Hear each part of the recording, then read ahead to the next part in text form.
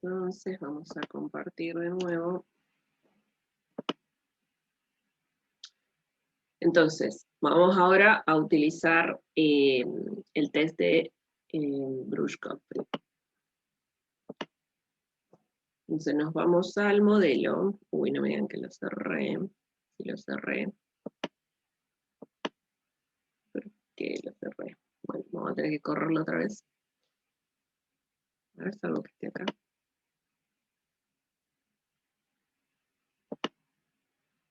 No, está.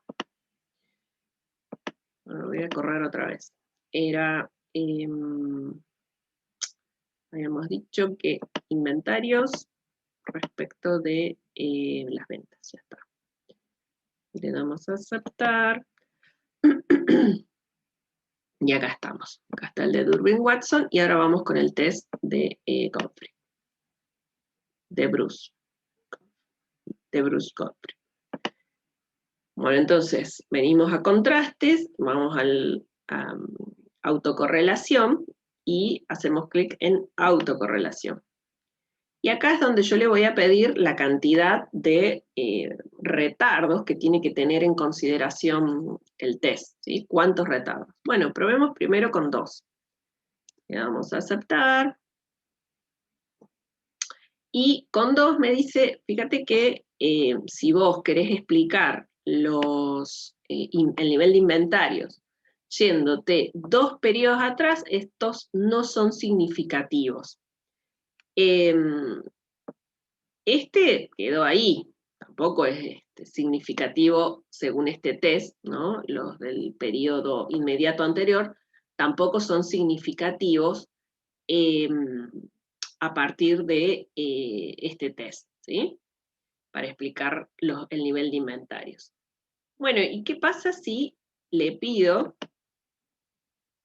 trabajar en lugar, me voy un poco más atrás, porque uno podría decir, bueno, lo que pasa es que vos observás el nivel de ventas, ¿no? Y hasta que decís, uy, me están demandando un montón, voy a comprar más, hasta que pasa el proceso de compras y demás, de compras de insumo, y que vos lo producís, el incremento adicional, aumentás las horas de los trabajadores, etcétera, para atender esa demanda extraordinaria, capaz que hay un desfasaje más grande. Entonces, le vamos a pedir, dijimos autocorrelación, le vamos a pedir 3 periodos para atrás. Le damos a aceptar, y fíjense que el tercer periodo, ¿no? Explica, ¿no? Es significativo para explicar el nivel de inventarios en el periodo actual, ¿sí? Entonces, bueno, en función de esto yo estaría rechazando H0, ¿no? Y en particular, esperen que me quedo ahí, pateo afuera, y en particular, ¿no? El rezago que es significativo es el de el periodo, el del tercer periodo hacia atrás. Bien. Bueno, vamos a dejar acá. Y volvemos a las notas.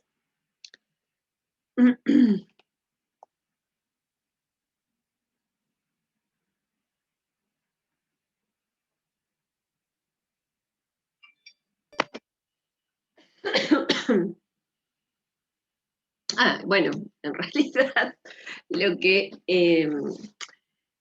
debería haberles indicado, bueno, lo tenemos acá en la salida, ¿no?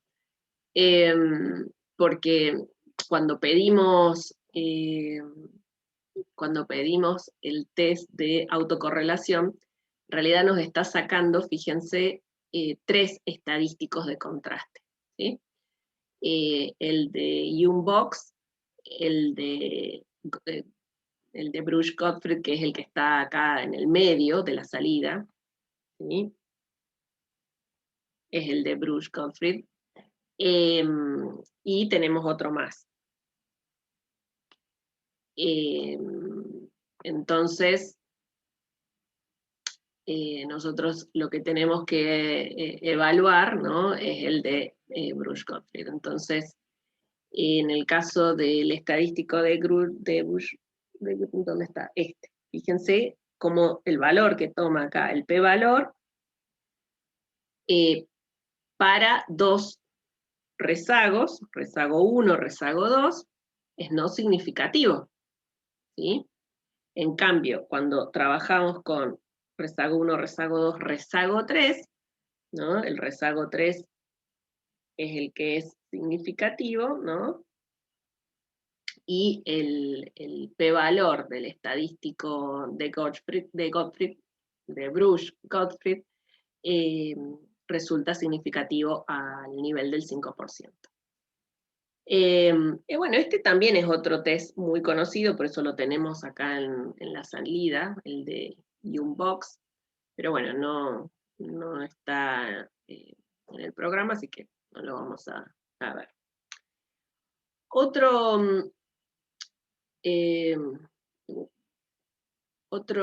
Por ahí después, en todo caso, si nos queda un tiempito en la última clase, lo revisamos, pero vamos a tratar de meter los temas que nos tocan.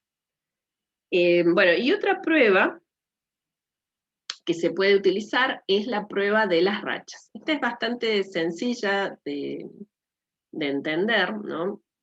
¿Qué son las rachas? Bueno, son eventos durante el cual existe una frecuencia superior a la normal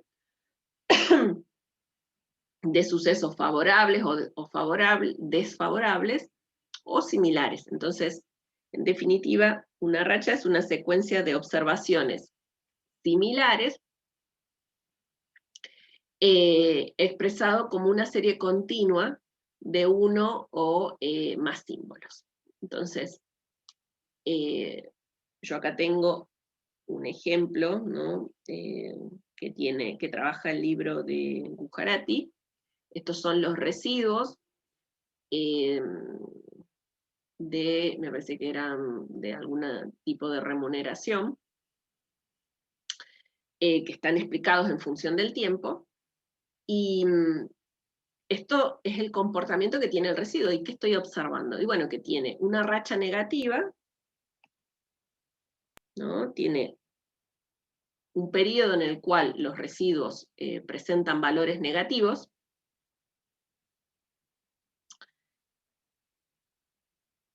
un periodo en el cual los residuos presentan valores positivos, negativos,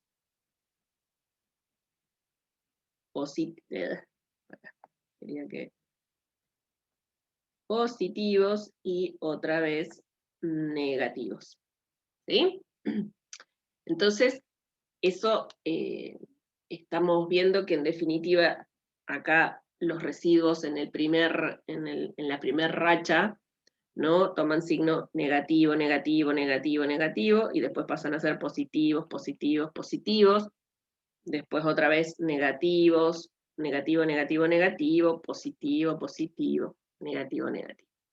Entonces, si los residuos fueran aleatorios, ¿no?, si yo tuviera que mis residuos son aleatorios, no deberían observarse patrones en el comportamiento de estas rachas. O sea, no podrían observarse las rachas positivas y negativas de los residuos, ¿no?, de los residuos. Residuos. Acá tenemos, ¿no?, cómo fueron los signos a lo largo de estos años, ¿sí? Tuvimos 1, 2, 3, 4, 5, 6, 7, 8 signos negativos en la primera racha. Después tenemos la cantidad de signos positivos que se observó en la segunda racha y así, ¿sí?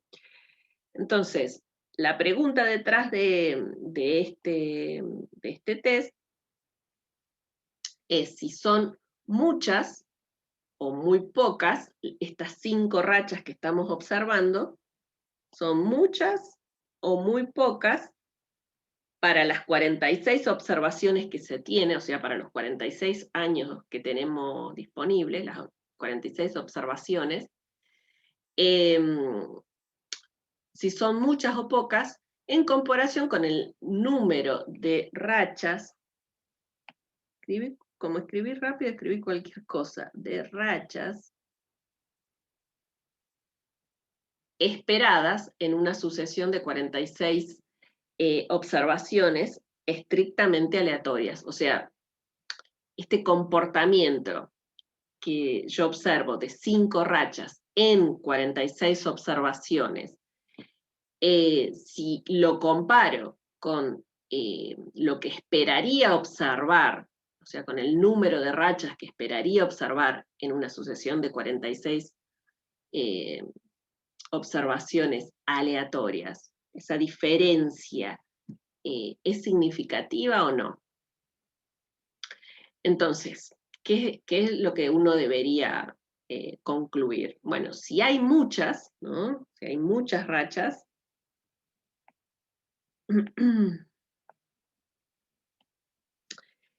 entonces los residuos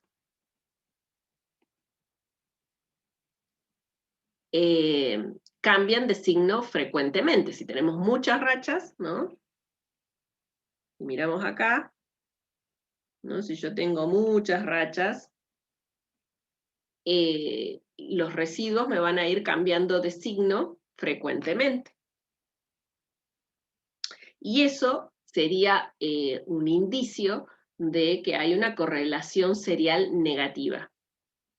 En cambio, si hay pocas rachas, ¿no? ¿Se acuerdan que de hecho esto lo vimos, ¿no? Que cuando teníamos ese comportamiento así de tipo de pico en el comportamiento de los residuos, cuando hacíamos la correlación nos quedaba una relación lineal inversa entre los residuos, ¿no? Entre, digamos, el corriente versus el anterior. Entonces, si hay pocas rachas, puede ser indicio de que haya una autocorrelación positiva. Si yo tengo, como veíamos en el caso de la clase anterior, ¿no? Que teníamos, creo, un comportamiento así. Bueno, eso podría ser un indicio de que tenemos un problema de autocorrelación positiva.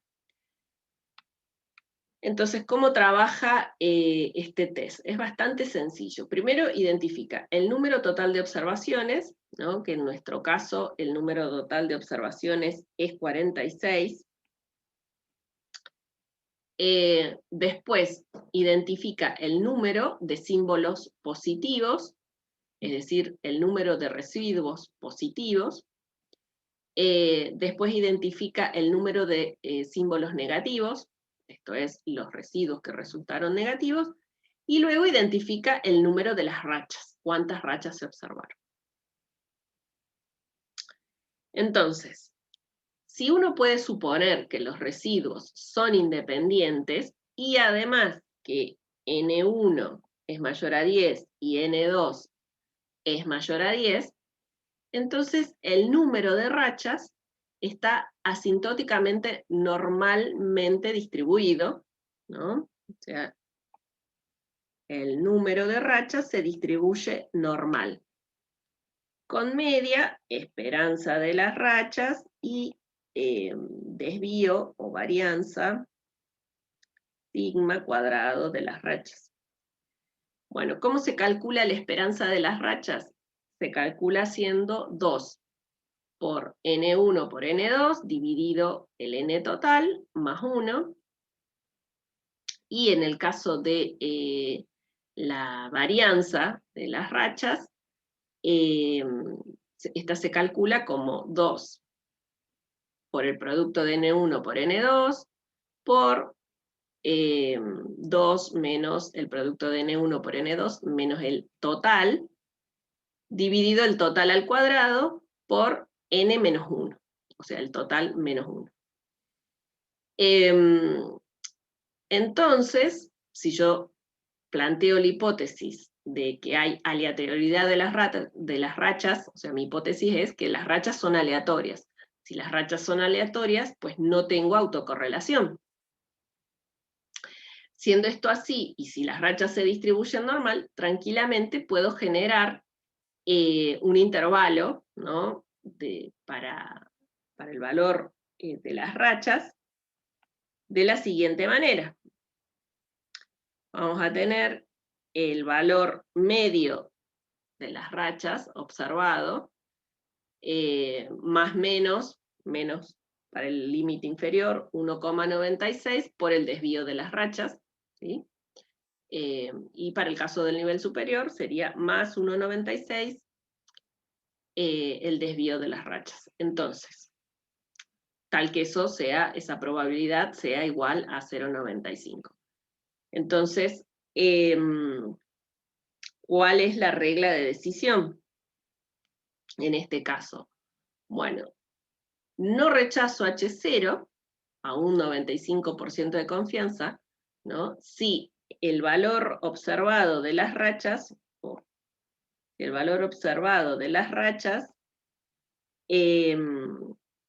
está en el intervalo de confianza. Entonces, si mi valor observado de las rachas cae dentro del intervalo de confianza, no rechazo. Y se rechaza en caso contrario. ¿Vamos? Bueno, entonces, siendo esto así, yo podría calcular los límites del intervalo y ver cómo nos da en el ejemplo que teníamos al principio. Entonces, si nos ponemos a contar los signos positivos y los signos negativos, tenemos que respectivamente N1 es 24 y N2 es 22. Y el número de rachas que teníamos era de 5. Entonces, si calculamos la media de las rachas como utilizando esta expresión, eso me da 24. Y bueno, calculando la varianza de las rachas con esta otra expresión, la varianza de las rachas da 11, así que el desvío de las rachas es 3,32. Entonces, construyo el intervalo. Construyo los límites del intervalo, y eso me da que el intervalo toma valores que van de 17,5 a 30,5. Y nosotros habíamos dicho que nuestro número de rachas, ¿no?, era de 5. Entonces, como el número de rachas no pertenece al intervalo, rechazo H sub 0. ¿Sí?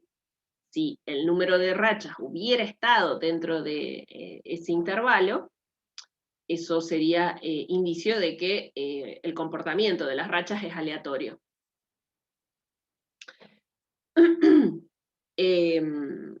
Entonces, si los residuos, dale con los residuos, no te va escribiendo rápido y te corrige, no me doy cuenta. Muestran autocorrelación. Entonces, si la autocorrelación es positiva, el número de rachas va a ser reducido, ¿sí? Va a ser reducido, como en este caso, porque fíjense que nos cae por fuera del intervalo, pero es para un nivel reducido, ¿sí?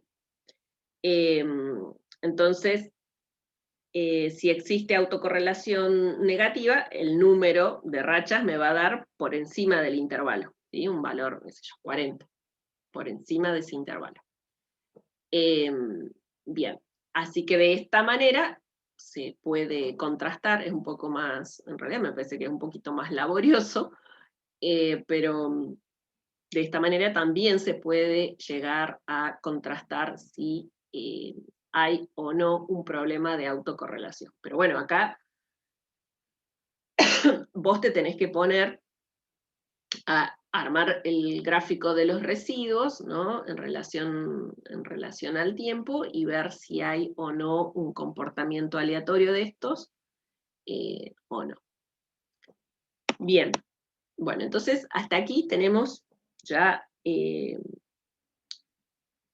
casa, ya tenemos una idea general del problema de autocorrelación y tenemos por lo menos los test más tradicionales para evaluar el problema, que son el de Bruce-Gottfried y el de, bueno, el primero, no me sale el nombre. Hasta ahora, el de Durbin-Watson, ¿sí? Entonces, la próxima clase vamos a ver, en todo caso, qué tipo de intervención habría que realizar en los modelos donde uno identifica, porque una vez que vos decís, bueno, rechazo H sub 0, o sea, tengo problemas de heteroselasticidad. ¿Ahora qué hago? Porque yo sé que, ¿no? ¿Dónde me quedó la otra?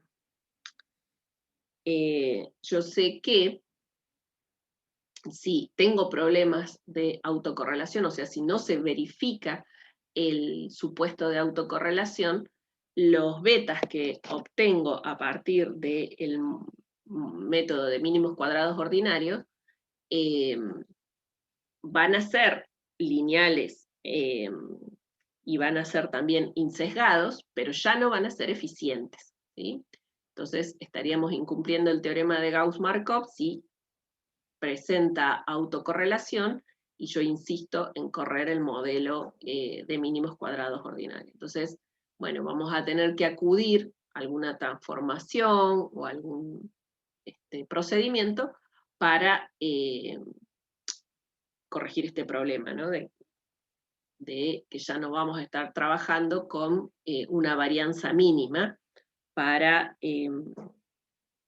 la varianza de los beta, ¿no? Ya no es mínima si estoy frente a heteroselasticidad, y además esto me invalida las pruebas T y F de tradición, con las cuales tradicionalmente evaluamos el modelo planteado. Entonces eso es lo que nos queda por ver para la próxima clase. ¿Alguna consulta?